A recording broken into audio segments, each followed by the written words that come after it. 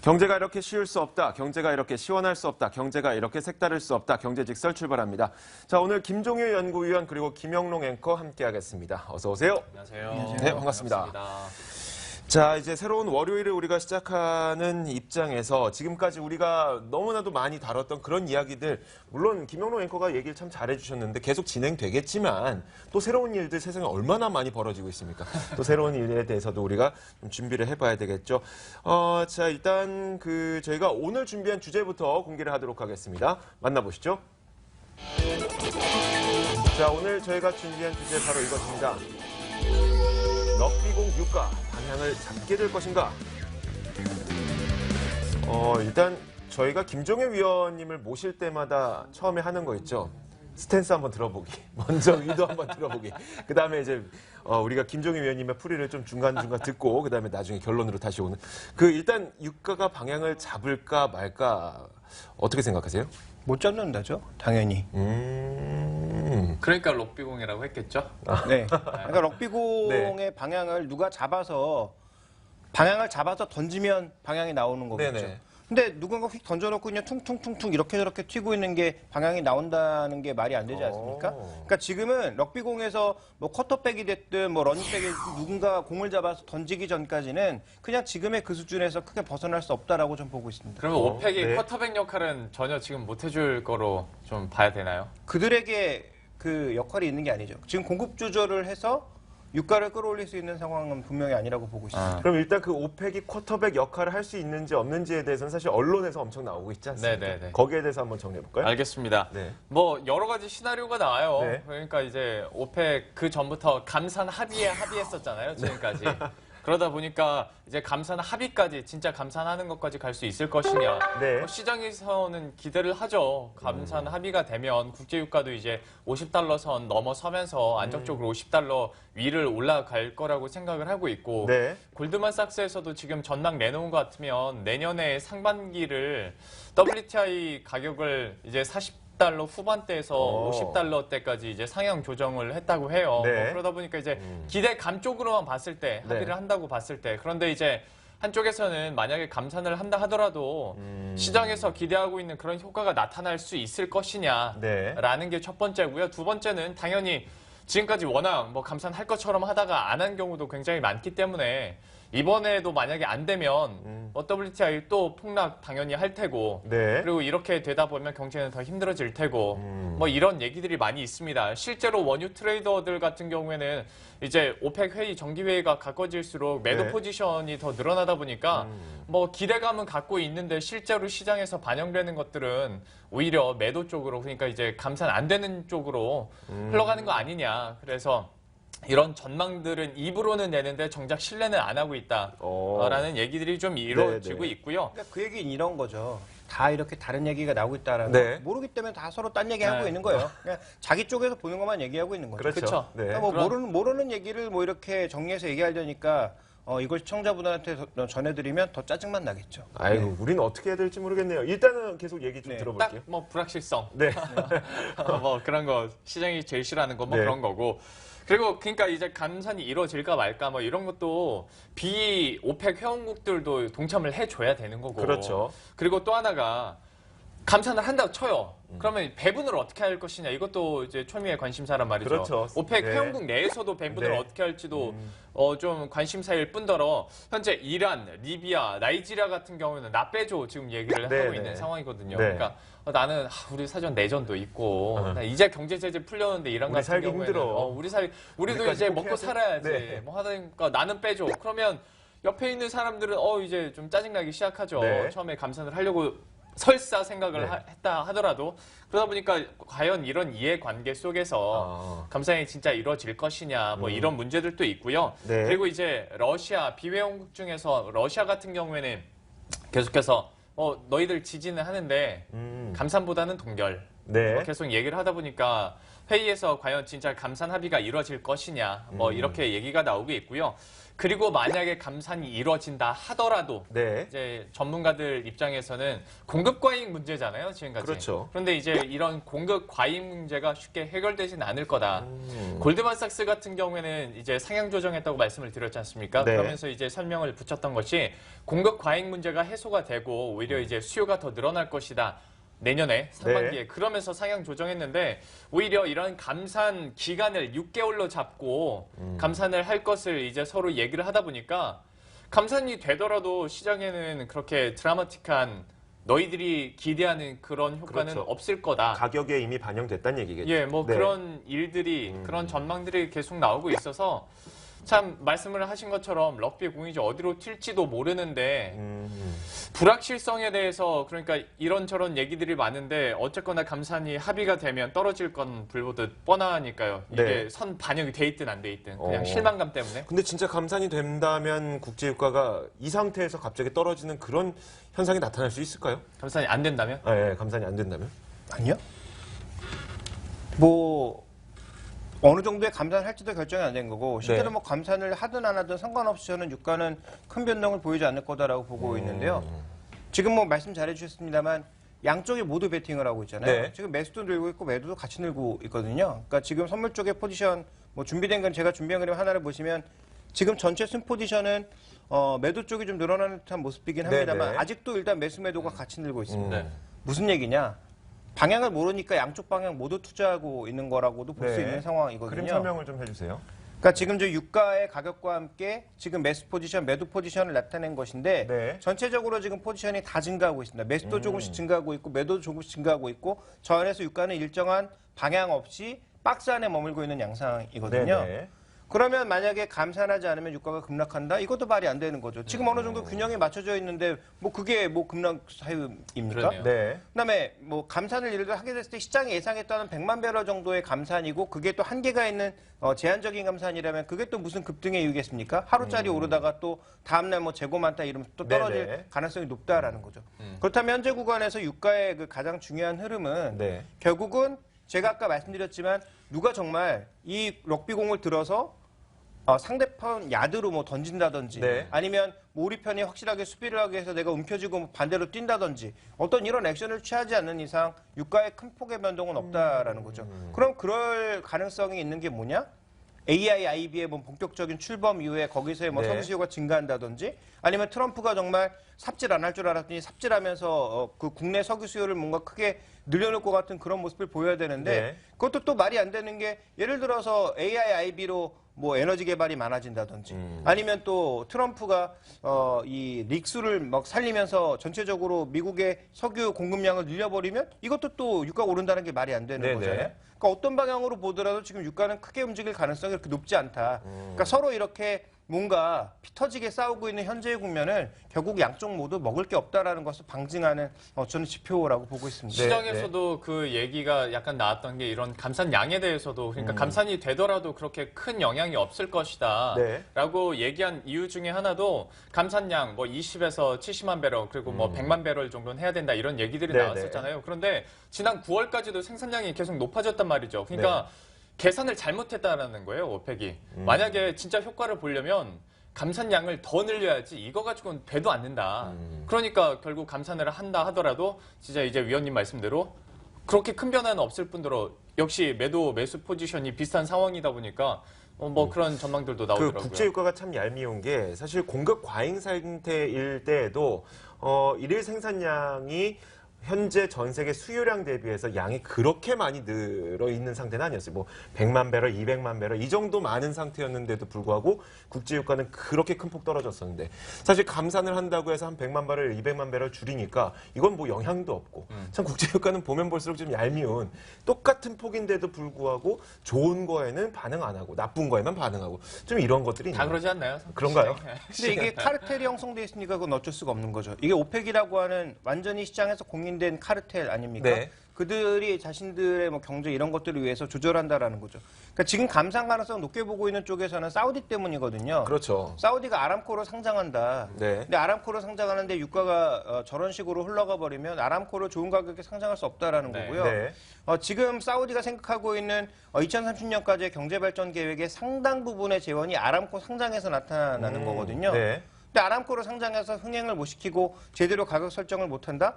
그러면 2030 계획이 없어지는 거 아닙니까? 사우디 입장에서는 축소할 수밖에 없는 입장이거든요. 네. 그래서 지금 사우디 쪽에서는 반드시 감산을 할 거야라고 얘기를 하고 있는 거고. 근데 문제는 제가 준비한 그림 보시면 아까 이제 김영롱 앵커가 얘기했지만 산유량이 계속 증가하고 있거든요. 네. 특히 non-OPEC 국가를 중심으로 해서. 그러니까 이거 오펙 국가에서 줄여봐야 뭐 하냐는 거죠. 그렇죠. 또 하나 유가가 올라버리면 지금 감산하겠다라고 했다가 유가가 올라버리면 약속을 안 지킬 수 있다라는 거죠. 네. 이게 뭐 강제적인 상황이 있는 것도 아니고 그렇죠. 또 실제로 안 지켰다고 해서 그 페널티를 강력하게 부여할 수 있는 게 아니기 때문에 그렇습니다. 네. 또 하나 이제 우리가 좀 주목해 봐야 되는 포인트는 이 구조적인 수급의 불균형을 깨려면 적어도 네네. 뭐 200만 배럴, 300만 배럴 정도의 파격적인 감산을 해야 되는데 그 상황을 만약에 받아들일 수 있느냐. 그다음에 그렇게 감산한다고 했을 때 그 감산의 부족분을 그러면 미국이 채우겠다라고 미국이 나서버리면 네. 이것도 또 굉장히 골치 아픈 상황이 되는 거죠. 그래서 지금 기본적으로 공급 과잉 구조이기 때문에 네. 이 구조 안에서 정말 무언가를 바꾸려면 수요를 크게 증가시킬 수 있을 만한 강력한 이펙트가 있어야 되는데 그런 이펙트 없이 오펙의 하나만으로 끌어올린다고 하더라도 끌어올릴 수 있는 한계가 분명하다. 제가 보기에는 $55 정도면 아마 한계가 아닐까라고 그런데 보고 우리 있습니다. 카르텔 이야기가 나온 김에 카르텔 이야기를 좀 더 해볼게요. 그 오펙에 대해서 사실 오펙 그 내부 안에서 이란이 나 혼자 독단적으로 행동을 한다든지 혹은 시리아가 독단적으로 행동을 한다든지 그렇게 된다고 해도 무엇인가 페널티는 줄 수는 없다고 치더라도 사실 카르텔을 만든 이유가 그 산유국들이 제각각 활동을 하게 되면 영향력이 없기 때문에 우리가 영향력을 키워보자면서 카르텔을 형성한 거 아니겠습니까? 그렇게 된다면 만약에 그 안에서 독단적으로 행동하는 그런 산유국들은 좀 그 카르텔 내부에서도 좀 내부 단속을 하지 않을까라는 생각도 들거든요. 그렇게 된다면 우리가 기대했던 그런 영향은 있지 않을까라는 생각도 들고요. 근데 지금 상황이 어떤 상황입니까? 미국이 제멋대로 하겠다, 우리 보호무역으로 가겠다라고 네. 하는 상황인 거고 브렉시트 나왔고요. 그다음에 이번에 있을 이탈리아 선거도 어떤 방향으로 갈지 또 우리가 지켜봐야 될 그렇죠. 거고. 그다음에 프랑스는 이제 내년에 5월달에 4월달, 5월달에 선거하는데 네. 그때도 만약에 르펜이 당선되게 된다면 프랑스도 말 그대로 자기 마음대로 가겠다는 얘기, 네. 이후 네, 네. 나가겠다는 얘기거든요. 그러면 지금 이 상황이면 오펙이 왜 지켜야 되죠? 그렇죠. 지금 자기 나라 국가 자기 상황에 맞춰서 하는 게 전 세계적인 트렌드인데 그러니까 이런 카르텔은 만약에 정말 지켜지려면 러시아나 미국이나 중국이나 이런 국가들이 모두 카르텔 안에 참여했을 때나 가능한 얘기고요. 네. 지금처럼 비오펙 국가의 전반적인 헤게모니가 더 커졌을 때는 쓸데없는 얘기다 이렇게 저는 개인적으로 판단하고 있습니다. 저도 똑같은 네. 생각이었는데요. 네. 요즘에 이제 그러니까 비오펙 회원국들의 영향력이랄지 얘네들이 어떻게 하느냐에 따라서 이제 오펙 분위기가 또 달라지는 부분도 있기 때문에 그렇죠. 비오펙 회원국들 이런 영향력 안에서는 이 카르텔이 얼마나 의미가 있을까라는 생각이 좀 들어요. 네. 자, 국내 증권사의 의견들도 확인을 해 볼게요. 자, 일단 그 이베스트 투자증권에서는 어떤 이야기를 내놨냐면 단기적으로는 사실 뭐 $40 선도 이탈할 수 있다. 그 아래로 하락할 수도 있다라고 얘기를 했는데 그 감산이 이유가 만약에 없다면 감산이 없다면요. 네. 네, 그렇죠. 그렇죠. 근데 그 이유를 몇 가지를 들어보면은 일단 $50 선까지 국제 유가가 올라오고 나니까 그 생산자들, 원유 생산자들이 선물 매도를 그렇게 포지션을 잡아놨다는 거예요. 그러니까 나중에 국제 유가가 하락할 가능성이 있으니 나는 3개월 뒤에 $50 정도에는 팔아야 되겠다. 그러니까 유가 하락을 염두에 두고 생산자들이 매도 포지션을 잡고 있다는 얘기겠죠. 이런 걸 봤을 때 매도 포지션이 이렇게 많아진다는 건 국제 유가 하락을 어느 정도 많은 사람들이 예측을 하고 있다는 것이고 이런 것들 때문에 $40 이하로 내려갈 수가 있는 데다가 게다가 미국에서는 또 원유 시추공해 수가 늘어나고 있다. 이런 것들을 봤을 때는 이 공급량이 계속 늘어나면서 이 국제유가가 단기적으로 하락할 가능성이 있지 않을까 이런 의견을 제시를 하고 있고요. 네. 자, 이어서 삼성증권을 한번 살펴보면은 오펙의 감산 가능성은 높아진대요. 네. 감산 가능성은 높아지지만 감산을 한다고 하더라도 유가 상승은 쉽지 않을 거라는 건데 그 이유로 들었던 게 현재 전 세계에서 원유를 누가 가장 많이 쓰는지 살펴보니까 뭐 배라든지 자동차라든지 이런 곳에서 쓰는 원유가 가장 많다는 거죠. 그래서 보이는 이 수송용 54%가 원유 이 소비량의 거의 절반 이상을 차지하고 있는 거고 그 나머지가 뭐 산업용, 전력용, 기타 이런 것들이 있는데 그 보호무역주의 때문에 전 세계적인 수송량이 줄어들 거라는 거예요. 그렇게 된다면 이 가장 많은 비중을 차지하고 있는 수송용의 원유 수요가 줄어들게 됐기 때문에 결국 이것이 이 국제 유가 상승을 이끌지는 못할 것이라고 전망을 했고, 자 이어서 그 마지막으로 하나금융투자의 이야기를 살펴보면 좀 다 하락만 이야기하고 있는 건 아니고 하나금융투자에서는 2017년에는 그래도 완만한 상승을 보이지 않겠느냐 이런 전망을 내놓고 있어요. 그 이유가 올해까지 있었던 이 산유국들과 비산유국들 간의 치킨 게임은 어느 정도 마무리가 된 것으로 보인다. 그렇기 때문에 유가가 급락하면서 지금 셰일 오일 업체들이 좀 많이 죽을 건 죽고 또 살 건 살지 않았습니까? 이제 많이 가려졌다는 얘기겠죠. 그래서 문제인 거죠. 그러니까 죽을 애들이 다 죽었기 때문에 네. 이제는 유가가 떨어졌다고 해서 이들이 죽지 않아요. 오히려 릭수를 늘리거나 아니면 유정을 다시 닫아놓거나 이 정도의 네. 조절만으로도 살 수 있다는 얘기죠. 네. 그래서 몇 개 셰일 업체 같은 경우에는 지난 한 2년 전에는 원가가 한 $70 정도 네. 수준이었거든요. 네. 지금 원가가 $30 수준까지 내려왔거든요. 네. 그러니까 과거 얘기로 하면 안 되거든요. 그렇죠. 근데 그래서, 그게 예. 문제라고 하기에는 좀 어려울 수도 있는 게 일단 죽을 기업은 죽고 살 기업은 또 살지 않았습니까? 그러니까 어느 정도의 수급이 맞춰진 상태에서 기업이 연명할 수 있을 정도에 됐다는 거죠. 아니죠. 왜냐하면 미국의 지금 릭수 전체로 보면 엄청나게 줄었지만 릭 하나당 생산해내는 원유의 수는 폭발했거든요. 엄청나게 급증했거든요. 그렇죠. 기술력은 좀 많이 늘었죠. 기술력이 는 것뿐만 아니라 예전에는 그냥 이게 유가가 워낙 비싸고 말 그대로 파면 돈이 되니까 가격 안 되는 것도 다 팠거든요. 무조건 네네. 파서 빼냈거든요. 네. 근데 이제 안 그런단 말이죠. 그런 거 다 닫아버리고 정말로 돈이 될 만한 것들만 파고 있단 말이죠. 네. 그래서 유정 하나당 나올 수 있는 수익이 커졌기 때문에 유가의 변동성에 나름대로 유연하게 조절할 수 있는 업체들이 지금 살아나고 있다라는 걸 그렇죠. 주목해 볼 필요가 있는 거죠. 그런 의미에서 미국이 앞으로 공급량을 더 조절할 수 있는 여지가 생겼다. 네. 그래서 과거만큼 뭐 유가가 떨어지면 셰일 업체가 문 닫고 추가적으로 뭐 망하고 이런 거는 발생하지 않을 것 같고요. 오히려 이제 중국이 본격적으로 셰일 개발에 들어가게 되면 저는 오히려 그 부분이 더 문제가 아닐까라는 생각도 하고 있습니다. 그렇게 한 부분만 보는 거는 뭐 그렇게 해석할 수도 있을 것 같은데 제가 근데 국제 유가에 대해서 워낙 관심이 많다 보니까 제가 뭐 총체적으로 전문가는 아니지만 저의 의견을 좀 정리를 해보자면 일단 이랬었어요. 그 보호무역주의에 대해서는 일단 좀 쉽지는 않을 거다. 왜냐하면 어차피 우리가 지금까지 자유무역을 해오면서 협정을 맺었을 때고 일 주고 일 받고 이런 거 아니겠습니까? 뭐 일방적인 자유무역 협정을 맺지는 않았어요. 이 식민 시대가 아니니까. 그렇다면 지금에서 뭐 자유무역 협정을 다 폐기하고 보호무역주의로 가기도 어려울 것 같고 그렇다면 이 보호무역주의 때문에 뭐 국제유가가 갑자기 떨어지게 될 것이다. 이렇게 해석하기에는 좀 무리가 있는 것 같다는 생각이 들고. 죄송하지만 지금 네. 말씀하시는 것은 이조 앵커의 뷰를 그렇죠. 제가 그래서 미리 전제를 좀 깔았던 거고요. 네네, 경청하겠습니다. 네, 이어서 그 오펙 감산 합의에 대해서도 이건 조금 전에 얘기해 드렸던 거예요. 일단 카르텔을 만들었다는 것은 자신들의 목소리를 한 목소리를 내겠다는 건데 네. 그 내부 분열 자체가 자신들의 그 발언권을 내리는 것이기 때문에 끌어내리는 것이기 네네. 때문에 그런 일도 많지는 않을 것 같다. 그리고 또 달러 강세 때문에 유가가 하락할 것이라는 전망도 있지만 이 달러 강세 때문에 유가가 하락하는 건 사실 어떻게 보면 부차적인 문제겠죠.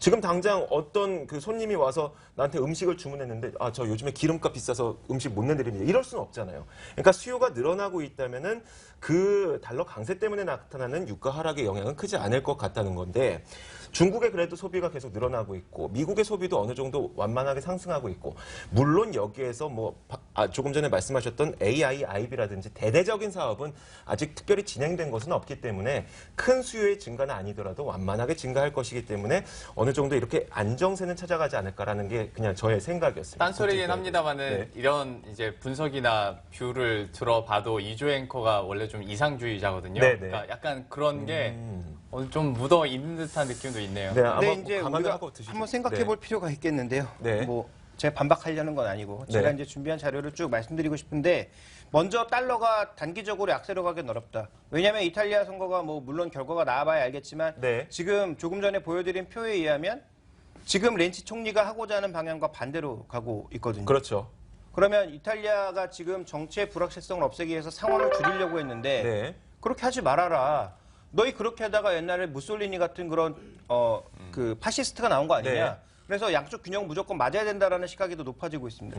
그러면 유럽에서 렌치 총리가 이렇게 되면 나 하야하겠다고 했고 렌치 총리가 하야하게 되면 그 다음에 올라올 사람은 오성운동. 오성운동이죠. 오성운동은 지금 이유 탈퇴를 얘기하고 있거든요. 네. 그러니까 조금 전에 말씀하신 보호무역주의 이런 게 지금 상호간의 조약이기 때문에 어렵다라고 하셨는데 네. 지금 상호간에 서로 다 우리가 보기엔 적합하지 않은 사람들이 모두 수상이나 대통령이 되고 있단 말이죠. 네. 이런 관점에서 보면 굉장히 좀 심각할 수 있다. 보호무역주의는 앞으로 어떻게 나갈지. 또 EU가 깨지게 되면 더더욱 그렇다라는 거죠. 네. 그다음에 또 하나 우리가 좀 살펴봐야 될 건 유럽의 정치의 불확실성이 이렇게 늘어나고 있다 보니까 유로화는 자연스럽게 약세로 갈 수밖에 없다. 네. 그럼 전 세계 결제 통화의 50% 조금 넘기가 달러, 30%가 유로, 10%가 이제 일본이고 나머지인데 지금 그러면 유로가 이렇게 약세로 가버리면 달러화는 지가 약세로 가고 싶어도 그냥 밀려서 올라가는 그렇죠. 거죠. 네. 그러니까 이런 과정이라면 어쨌든 뭐 말씀하셨듯이 달러의 강세라는 게 유가 결정의 부차적인 문제이기는 하나 결제 통화의 강세로 인해서 지금 금값이 급락하고 있잖아요. 네. 인플레로 가고 있는데 금값이 폭락한다? 인플레 해치 수단이 금값이 폭락하는 게 말이 됩니까 지금? 근데 지금 현재 구간에서 그 결제 통화의 움직임만으로도 그런 흐름이 나타나고 있거든요. 네. 그러니까 물론 이게 장기적으로는 않겠지만 네. 이런 부분들을 살펴봐야 될 거고요. 그다음에 좀 빠르게 말씀드리면 네. 그러면 이제 말씀하신 대로 유가가 상승한다고 생각했으면 유가 관련주들이 전부 동일하게 다 올라야 되겠죠. 한 번씩 살펴보죠. 먼저 이제 그 유로 인덱스와 달러 인덱스 넘어가고 쉐보론 지금 보시면 쉐보론 네, 네. 강세입니다. 네. 좋은 모습이에요. 근데 다음 이제 보시면 엑슨모빌이라고 하는 거의 비슷한 수준의 종목인데 엑슨모빌은 상대적으로 비빌거리고 있죠. 그다음에 이제 살펴보게 되면 슐럼버거라고 하는 기업인데 이것도 지금 바닥에서 기고 있고 베이커 유즈는 또 생각보다 잘 오르고 있고 네. 그다음에 할리버튼이라고 하는 종목을 보면 이 종목은 또 생각보다 괜찮은데 다이아몬드 옵쇼 드릴링 같은 경우에는 여전히 바닥에서 좀처럼 벗어나지 못하고 있고요. 네, 네. 그다음에 트랜스오션 같은 경우도 바닥에서 기고 있어요. 자, 이 차이가 뭐냐? 쉘과 아니죠. 전통. 네. 이게 지금 대부분 다 석유하고 가스를 같이 하는 기업들인데 네. 가스의 비중이 상대적으로 높거나 아니면 뒤에 보였던 트랜스오션이나 드릴링 같은 기업들은 말 그대로 바다에서 멀리 가서 파는 기업들이거든요. 네네. 이게 원가가 가장 높거든요. 네네. 유가 이 정도 수준에서 절대 이익 안 나거든요. 그렇죠. 그러니까 이런 기업들은 주가 올라갈 수 없는 거고요. 그럼 유가의 급등을 바란다면 이런 기업들이 제일 먼저 왜냐하면 주가가 과거 대비해서 10분의 1 토막 이상 난 종목들이기 때문에 제일 먼저 튀어 올라가야 되는데 유가의 그 정도의 급등은 없다라는 걸 이런 네네. 종목들이 이미 반영해주고 있는 거고요. 그다음에 상대적으로 가스 쪽의 비중이 높고 가스 쪽에서 이게 잘 나고 있고 최근 들어서 추가적인 투자를 안 하고 있는 그런 기업들이 올라가고 있단 말이에요. 네네. 그러니까 유가의 급등을 지금 미국의 주가도 전혀 설명하고 있지 않다는 얘기죠. 네네. 그러니까 이런 여러 가지 상황들로 놓고 봤을 때 저는 유가는 큰 변동은 없을 거다. 설사 감산을 한다고 하더라도 올라봐야 55달러. 그러면 만약에 감산 안 한다고 해서 급락하면 40달러 깨고 내려갈까? 좀 그것도 별로 가능성이 없다라고 보고 있습니다. 알겠습니다. 저도 말씀드렸던 게 뭐 급등을 말씀드렸던 건 아니고요. 안정적인 어느 정도의 상승을 말씀을 드렸던 거고 좀 오해는 없으셨으면 좋겠어요. 자, 마지막으로 오늘 이야기를 마무리하기에 앞서서 그렇다면은 우리가 어떻게 해야 되는 것이 좋은지 그리고 앞으로의 전망이 어떤지 김종희 위원님들의 그 결론을 듣고 오늘 이야기를 좀 마무리 짓는 걸로 할게요. 네, 유가는 뭐 이렇게 비유적으로 표현해 보죠. 부처님 손바닥 안에 손오공이다. 네. 아직까지는 이 손바닥을 벗어날 만한 그런 모멘텀이 생기지 않았다. 이렇게 말씀드리겠습니다. 네, 알겠습니다. 당분간 이 불확실성은 계속 이어질 것이라는 김종희 위원의 이야기와 함께 오늘 이 시간을 여기서 마무리 짓겠습니다. 자, 지금까지 경제직설 시간이었고 김종희 연구위원 그리고 김영로 앵커 수고하셨습니다. 고맙습니다. 수고하셨습니다.